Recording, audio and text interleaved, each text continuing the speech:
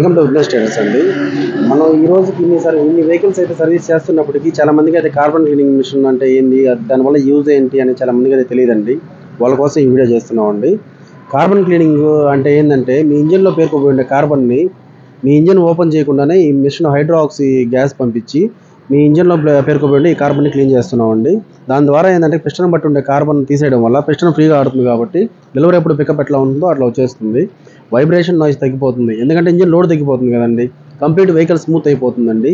మీ vehicle కొన్న కొత్తల్లో ఎంత మైలేజ్ అయితే వస్తుందో అంత మైలేజ్ 100% వస్తుందండి.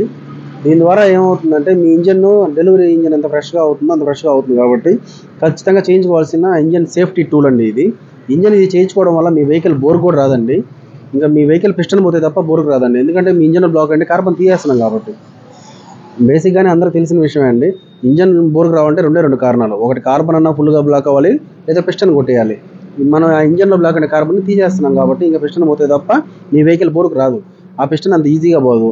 కాబట్టి ఖచ్చితంగా ప్రతి ఒక్కరు చేయించుకోవాల్సిన ఇంజన్ సేఫ్టీ టూల్ అండి ఇది. థ్యాంక్ యూ అండి.